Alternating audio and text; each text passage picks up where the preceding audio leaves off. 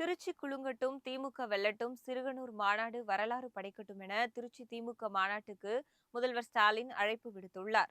Trichy சிறுகனூரில் March 9ஆம் தேதி நடைபெறும் திமுக மாநாட்டுக்கு அழைப்பு விடுத்து முதலமைச்சர் ஸ்டாலின் திமுக தொண்டர்களுக்கு கடிதம் எழுதியுள்ளார். அந்த கடிதத்தில் திராவிட மாடல் 2.0 ஆட்சி அமைந்திடும் உறுதியுடன் 2026 தேர்தலில் பணியாற்றுவதற்கான பாசறை மாநாடுதான் திருச்சி மாநாடு என குறிப்பிட்டுள்ளார். திராவிட மாடல் அரசின் 5 ஆண்டு கால ஆட்சியின் சாதனைகள் தமிழ்நாட்டை பாருங்கள் என்று பிற மாநிலங்களுக்கு வழிகாட்டி இருக்கிறது. அடுத்த 5 ஆண்டு காலம் தொடரப்போகும் திராவிட மாடல் 2.0 ஆட்சி அனைத்து துறைகளிலும் தமிழ்நாட்டை இந்தியாவின் முதன்மை மாநிலமாக்குவதுடன் சர்வதேச தரத்துடன் உலக நாடுகளுடன் போட்டி போடக்கூடிய அளவுக்கான வளர்ச்சியை நிச்சயம் பெற்றிருக்கும் என அவர் உறுதிபட தெரிவித்துள்ளார்.